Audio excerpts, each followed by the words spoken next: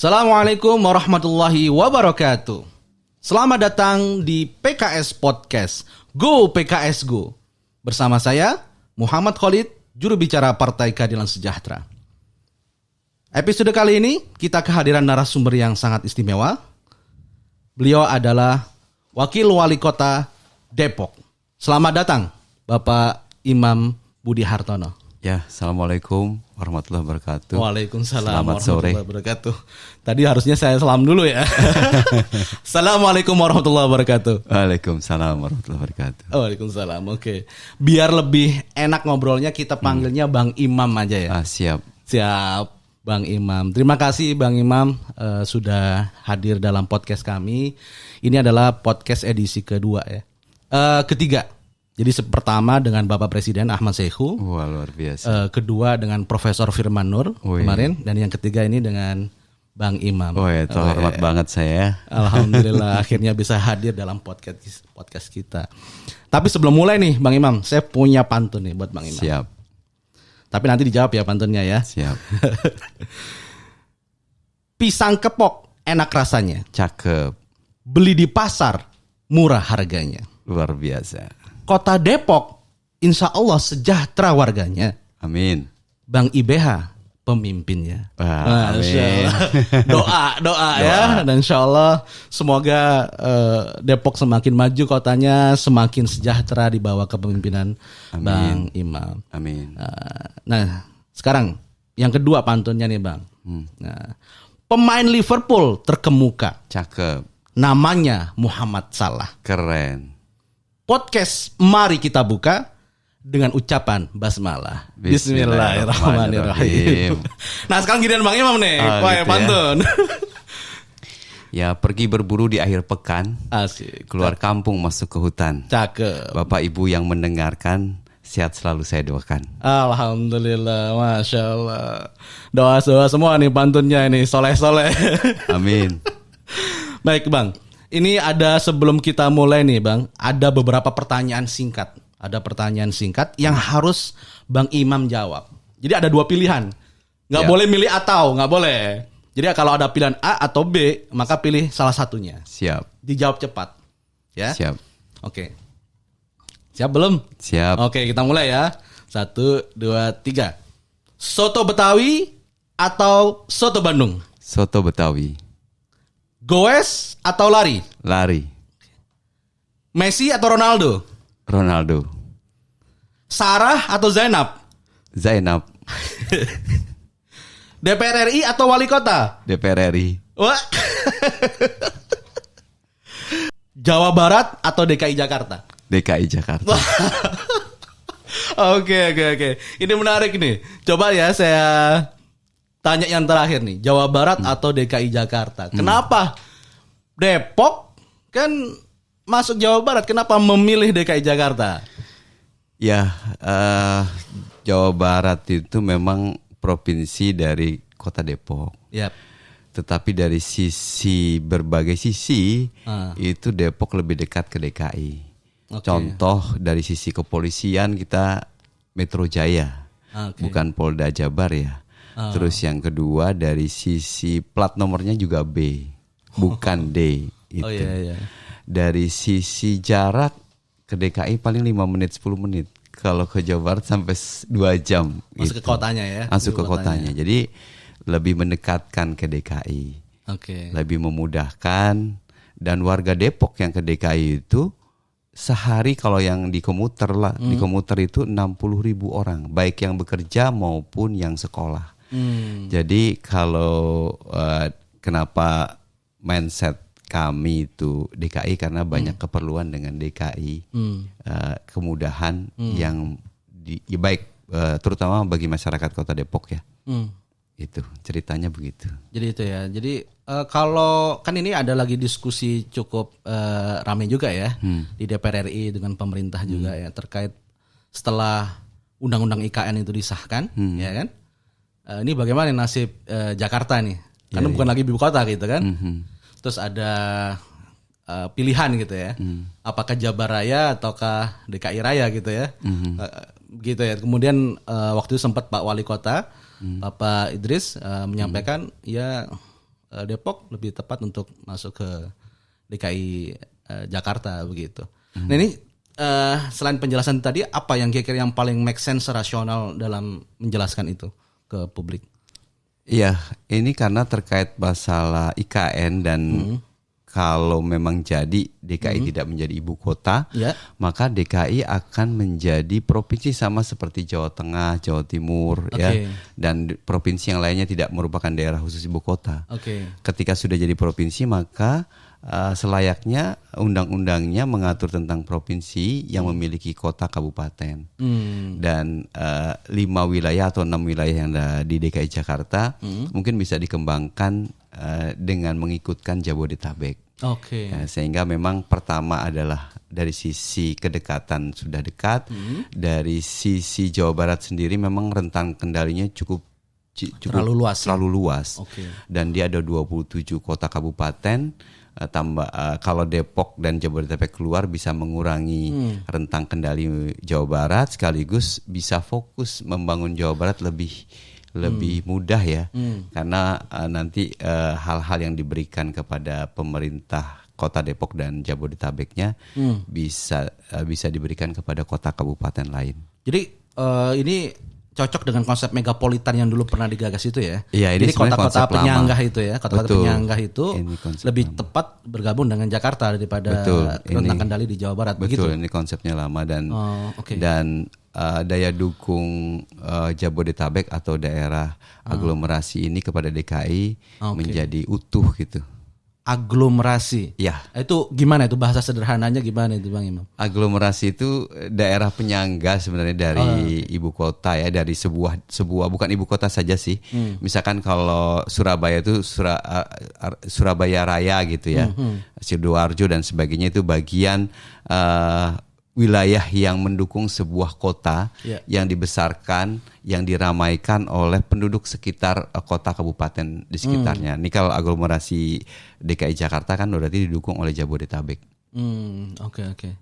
Jadi dengan konsep tadi itu megapolitan tadi itu akan lebih efektif ya, proses governance-nya gitu ya, tata kelolanya gitu ya, karena jarak dan keterkaitan ekonominya gitu ya. Betul, dulu ada forum Jabodetabek ya, sekarang sudah hilang atas pertimbangan tertentu. Ada dulu ya forum? Ada forum yang ketuanya itu nanti gantian, ada DKI Jakarta gubernurnya, lalu gantian gubernur Banten, lalu gantian gubernur Jawa Barat, terus bergilir selama saya lupa 3 tahun sekali kalau nggak salah. Sampai tahun berapa itu?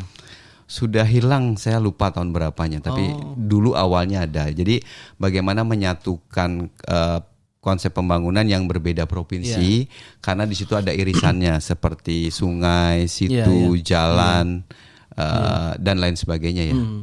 Iya kan biasanya kalau orang Jakarta bilang, nih Jakarta banjir kiriman dari Bogor gitu. Iya. Ya kan? Iya. Ada seperti itu kan? Betul. Jadi Depok nggak bisa banyak, dipisahkan gitu. Betul. Kan? Depok kena COVID dari kiriman dari DKI. Jangan disalahin Jabodetabeknya aja, tapi DKI juga mengirim hal-hal yang negatif juga ke kami kan gitu. Oke. Menarik. Jadi ada alasan lah ya. Kemudian Pak Wali Kota waktu itu menyampaikan hal itu ya. Ada alasan, tapi alasan. Memang cuma ada yang bertanya begini nih. Kalau nanti gabung sama DKI berarti nggak ada pilkada lagi dong? Jadi gini, ini kalau ya, jadi kalau DKI sudah berubah menjadi provinsi sama seperti yang lainnya. Sudah nggak lagi seperti administratif sekarang ya. Kan kalau sudah jadi provinsi, kalau sudah jadi provinsi itu justru kita menarik kepada wilayah-wilayah yang ada di DKI untuk pilkada. Jakarta Selatan ada nanti ada pilkada, gitu. Jakarta Barat ada pilkada, nggak lagi ditunjuk oleh gubernur. Karena kan undang-undangnya begitu, kita jadi provinsi sama seperti Jawa Barat. Semua kota kabupaten harus dipilih oleh rakyatnya. Iya. Begitu. Asik kan? Iya.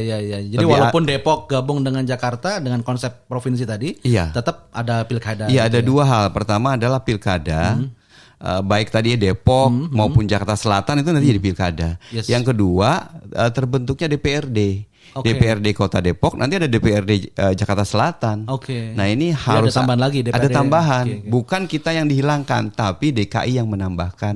Yang sudah ada existing yang selama ini. Kalau dulu Wali Kota Jakarta Selatan ditunjuk oleh gubernur, sekarang nanti pilkada. Belum ada DPRD-nya. akan ada DPRD-nya. Oke. Ini menurut saya sih menarik dan mungkin orang-orang Jakarta juga pengen dong wali kotanya dipilih sama warganya. Kan gitu ya. Oh, sih mantap. Demokratis lebih Iya, demokratis betul. Ya, daripada saya pendidikan. yakin kalau di polling gitu ya, Ya. orang-orang DKI Jakarta pengen banget wali kotanya dipilih sama langsung, mereka. ya. Iya. Oke. Good. Menarik, ide yang sangat menarik. Tapi kita sebelum lebih jauh, kita ingin pertanyaan penting nih.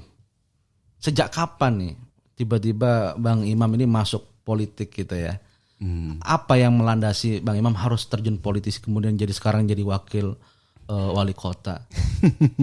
Apa gitu? Iya nih warga Jakarta khususnya dan Indonesia pastinya ya.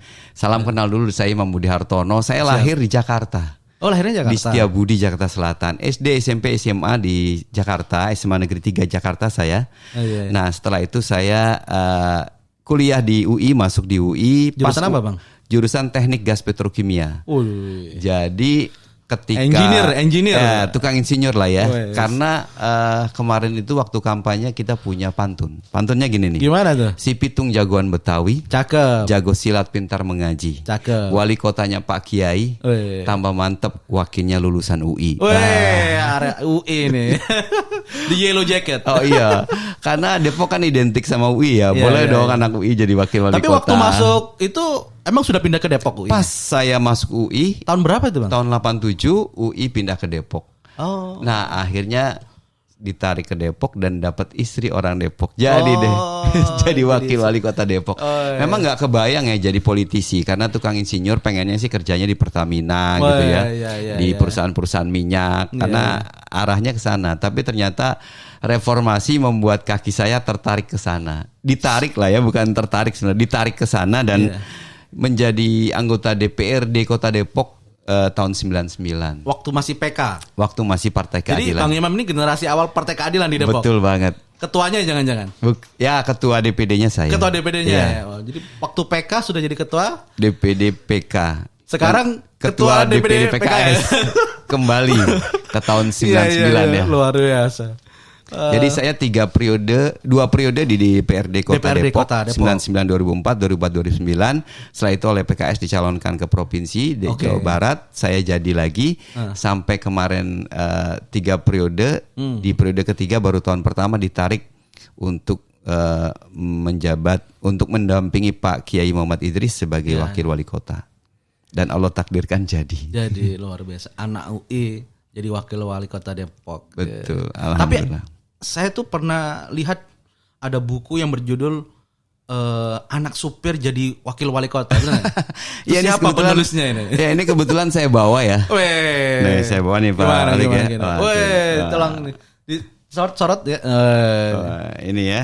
Jadi memang ini Saya lihat. buku ini sengaja saya tulis untuk memberikan inspirasi dan motivasi ke anak-anak muda lah ya, khususnya warga Depok.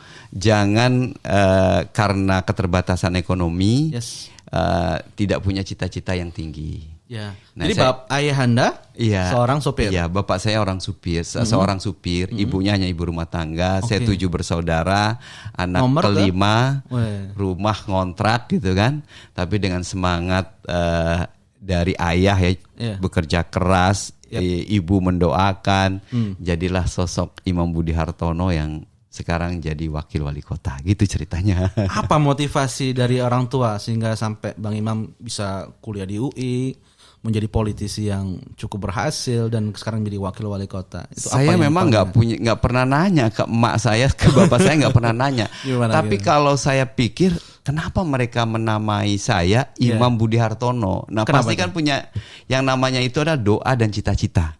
Jadi kalau lihat nama saya kan Imam. Imam kan pemimpin gitu ya. Budi itu yang berakhlak lah, yang berbudi kalau bahasa Jawa ya. Hartono yang berharta. Oh, jadi pemimpin yang berakhlak dan berharta. Iya. Wah, lengkap tuh. Udah jadi pemimpin, cakep, akhlaknya kaya. Ya, saya nggak pernah nanya ke emak sama bapak saya, tetapi ternyata Allah takdirkan doa mungkin atau harapan dari orang tua terkabul. Alhamdulillah. Ya tadi bahwa kerja keras orang tua ya ayah dan ibu doanya mungkin siang malam yang mendidik saya sehingga saya bisa duduk sebagai wakil wali kota. Sedihnya, memang ketika jadi wakil wali kota keduanya sudah tiada. Nah, itu. Tapi insya Allah amal Amin. jariahnya, doa anak soleh. Amin. Makanya ada satu lagu saya buat untuk khusus ibu saya. Oh, ada lagunya ya? Ada lagunya. Oke. Itu bisa dilihat di mana? Di YouTube atau Di YouTube saya ada. Oh ya. Ada beberapa lagu Judulnya saya buat. apa, Bang? Ibuku Pahlawanku. Luar biasa. Saya peruntukkan untuk ibu saya, emak saya yang telah mengandung selama 9 bulan susah payah melahirkan pertarungan antara jiwa dan raga serta mendidik dan membesarkan saya. Dan juga untuk seluruh ibu-ibu di Indonesia yang memang telah bekerja keras berjuang untuk membesarkan anaknya. Nah, itu lagunya itu. Oke, luar biasa. Bang, oke, tadi udah kuliah di UI, kemudian maju DPRD ya. Betul-betul dari bawah ya, dari DPRD Kota Depok, kemudian provinsi, kemudian wakil wali kota. Berarti berikutnya adalah satu langkah lagi ke wali kota dong tentunya. Oh, bukan ke menteri ya. Oh iya bisa juga ya ke menteri. Atau sekalian aja ke presiden. Presiden boleh. Kalau bisa ya langsung loncat itu. Jadi gimana Bang Imam? What's next? What next ya? Ya jadi warga Indonesia, saya ini memang 2 periode di Depok 2004 99 2004 2009. Lalu 2009 ke provinsi sampai 2020 lalu dicalonkan. Pengennya sih memang karirnya di legislatif. Pengennya baliknya ke DPR RI gitu pengennya kalau partai mengizinkan. Karena memang kami di Partai Keadilan pasti fatsun terhadap keputusan partai ya. Dan kebetulan juga Pak Kiai Muhammad Idris sebagai wali kota sudah periode kedua, sehingga dimungkinkan saya naik untuk menjadi wali kota. Jika partai mengizinkan mendapatkan tiket, Pak Kiai Muhammad Idris juga merestui majunya saya di pilkada, dan para kader warga Depok juga mendorong ya. Saya insya Allah siap. Cuman kalau untuk sekarang belum mikirkan itu. Yang saya pikirkan sekarang adalah bekerja dulu apa yang menjadi amanah masyarakat. Banyak hal-hal yang janji kampanye yang perlu direalisasikan agar masyarakat sesuai dengan visi kami maju, berbudaya dan sejahtera. Nah tadi Bang Imam nyebut janji kampanye nih ya, janji kampanye. Nah pada waktu 4 tahun yang lalu ya. 3 tahun yang lalu ya? Bukan, tahun 2020. 2 tahun lalu. Oh, 2 tahun lalu, sorry. 2020 ya? 2020. Akhir 2020. Jadi pas pandemi ya? Pas pandemi. Awal-awal pandemi ya? Ya, saya belum baru 1,5 tahun mungkin belum sampai 2 tahun. 1,5 tahun ya, menjabat. Oke. Apa nih mimpi untuk Depok ke depannya nih? Mimpi sih banyak ya, mimpinya banyak. Pertama adalah mewujudkan janji kampanyenya. Selain itu juga mungkin ada program-program yang kita anggap quick win yang bisa membuat masyarakat percaya kepada wali kota dan wakil wali kota. Apa yang sudah menurut Idris Imam tercapai dan yang masih belum menjadi tanggung jawab untuk ke depan? Ya, kalau program-program janji kampanye yang sudah kami lakukan, pertama adalah memberikan dana insentif untuk pembimbing rohani, baik dari kalangan Muslim maupun dari non Muslim, Nasrani, Katolik, non-Muslim Protestan, juga dapat ya. Katolik, Protestan, Hindu, Buddha, Konghucu semuanya dapat bantuan senilai 400.000 per bulan. Awalnya hanya sekitar 250-an yang dapat, ditambah sekarang menjadi 1.000 dan sekarang menjadi 1.500 orang yang menerima. Kami akan terus meningkatkan karena kami yakin visi Kota Depok yang kota niaga jasa yang religius dan berwawasan lingkungan perlu didukung membentuk kota yang religius dengan bantuan para pembimbing rohani. Jadi kami yakin bahwa warga yang kembali ke jalan agamanya, baik Islam maupun Kristen Protestan, ya akan menjadi warga yang baik. Jadi warga yang taat. peran agama, tokoh agama penting untuk Sangat penting bagi kami tokoh agama. karakter, ya. Dan kami tidak memandang satu golongan, tapi seluruh golongan menjadi bagian yang membantu kami dalam meningkatkan kualitas ketakwaan kepada Tuhan yang Maha Kuasa dan mendorong menjadi kota yang nyaman gitu ya, yang adem lah kalau mereka bisa taat menjalankan agamanya. Itu yang pertama. Yang kedua, kami sudah merealisasikan janji tentang Kartu Depok Sejahtera, di mana di dalamnya itu banyak program 7 manfaat di dalamnya. Apa itu? Yang pertama tentang BPJS gratis atau kartu BPJ KIS PBI. Kartu yang PBI, ya? Sehat Indonesia, penerima bantuan manfaat PBI ya. Nah, ini sudah hampir 250.000 orang menerima bantuan itu. Kemarin itu terkoreksi menjadi 230.000 orang. Dan yang kedua, bantuan santunan kematian bagi masyarakat miskin. Itu setahun lalu sekitar 4.000-an orang mendapatkan bantuan santunan kematian sebesar 2 juta rupiah. Lalu beasiswa untuk anak-anak nggak mampu, SD kami berikan sejumlah 2 juta rupiah per tahun, SMP 3 juta per tahun, SMA 2 juta per tahun. Dan tahun 2023 kami akan berikan beasiswa untuk masyarakat miskin yang ingin kuliah di sekitar Depok. Misalkan di BSI, di LP3I, di Poltek Jakarta, terus juga di SEBI dan lain-lain sebagainya ya, universitas yang sudah kerjasama dengan Kota Depok. Saya mau komentar sedikit terkait santunan kematian. Jadi saya tuh pernah ikut Bang conference Bank Dunia ya. Wah, keren. Di Jakarta. Keren. Itu pembicaranya berbagai negara, dari Brazil, dari Argentina, kalau salah dari India, macam-macam lah dari berbagai negara. Indonesia juga ada di situ. Ada perwakilan dari TNP2K. Nah, pada waktu kan dari Brazil menyampaikan ini program untuk pengurangan kemiskinan itu perlindungan sosial ya, macam-macam. Nah, di Indonesia itu ada perwakilan TNP2K nyebutin tuh, kita punya suatu daerah katanya, yang cukup inovatif dalam membentuk perlindungan sosial. Biasanya kan kalau pelindungan sosial kan beras murah gitu ya. Kemudian kayak seperti PKH atau bantuan BLT. pangan non tunai ya. Ya macam-macam itu yang cash transfer itu. Nah, ini ada nih satu daerah yang membuat pelindungan sosial yang bagus gitu. Yaitu jaminan atau santunan kematian. Dan di forum itu disebut Depok. Alhamdulillah ya.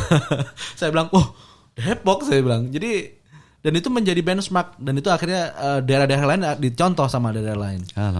Sama TNP Buaka ini dijadikan model gitu. Model ternyata memang karena ada budaya kan di kita kan. Kalau meninggal ada tahlilan. 7 harian tahlilan kan gitu kan.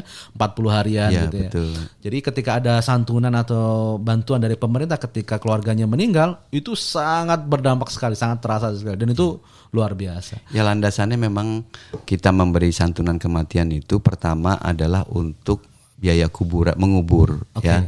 Yang kedua untuk tahlilan. Karena memang budaya di kami itu tahlilan 3 hari, 7 hari, 100 hari itu sangat kental. Bang Imam ikut tahlilan kan?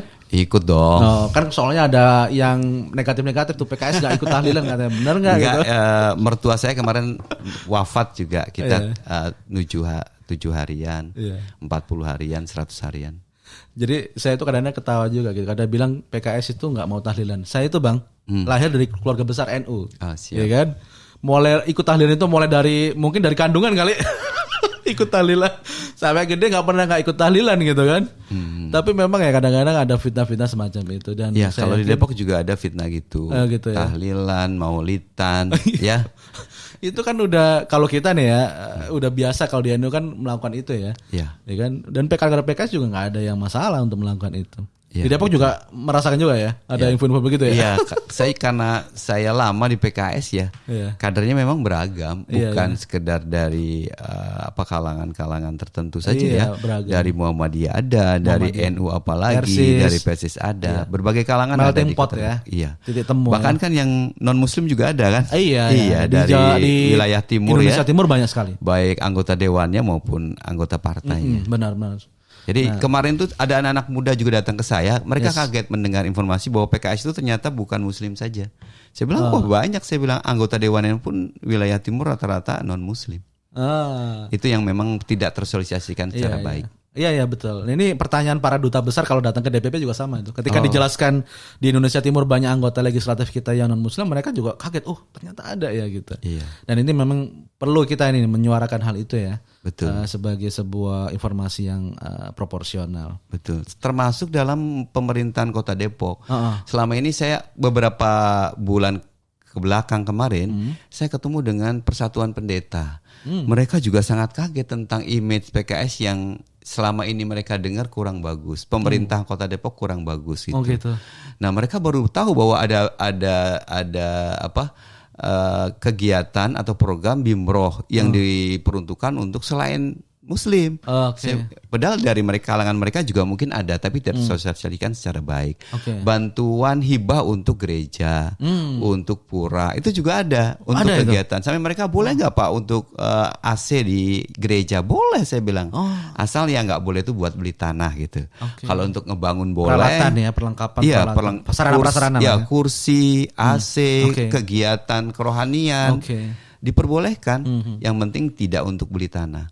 Dan itu sama antara Muslim, non-Muslim, semuanya mendapatkan hak untuk mengajukan bantuan hibah kepada pemerintah Kota Depok. Oke, menarik nih. Ke depan saya diminta bicara di sekitar 200 pendeta dalam rangka kemerdekaan. Luar biasa. Jadi, ini harus jadi berita besar ini Bang. Iya, jadi mereka tuh ketika ngelihat sosok saya sebagai ketua DPD PKS, terus mereka juga ngelihat wakil wali kota, kayaknya gimana gitu angker. Tapi ketika ketemu, kok apa yang diceritakan banyak orang tentang PKS, tentang saya tuh beda banget ketika memang sudah ditemui gitu. Jadi alhamdulillah kepercayaan publik ya ke kami sudah cukup besar. Jadi ingat kemarin Ketua Majelis Syuro kita, Dr. Salim Segaf Al-Jufri datang ke Bandung ya. Itu dialog dengan berbagai lintas agama, mengenang sosok Mang Odet, wali kota kita. Wah, testimoni dari tokoh-tokoh non Muslim ya, itu positif sekali. Jadi biasanya kan ada nih, setiap mau Natalan ya, ada yang mengatakan ini mengucapkan Natal boleh apa enggak gitu kan? Depannya itu terus kan. Nah, Mang Odet ini sebagai wali kota biar tidak menjadi kontroversi, jadi tokoh-tokoh itu diundang ke pendopo, diajak makan bersama. Dan dekat sekali hubungannya antara Mang Odet dengan tokoh-tokoh lintas agama itu. Dan mereka sangat kehilangan sekali ketika Mang Odet wafat dan sebagainya. Nah baru kemudian kita tahu gitu cerita-cerita testimoni positif dari tokoh-tokoh lintas agama. Alhamdulillah. Jadi memang penting ya kita melakukan itu dengan sebuah keyakinan, dengan langkah nyata ya, sehingga ketulusan itu akan menjalar gitu kan ya. Iya, ketemu menjalar, dan testimoni yang tulus dari para tokoh-tokoh lintas agama itu akan akan menjelaskan sendiri fitnah-fitnah itu tidak benar. Ya, memang kuncinya juga salah satunya adalah komunikasi. Betul Bang. Jadi ketika kita terbuka komunikasi kepada siapapun dan mereka merasa bahwa apa yang kami keluhkan, apa yang kami imagekan selama ini nggak benar gitu. Oke. Ini adalah bagian part pertama kita. Kita akan lanjut di bagian kedua. Terima kasih.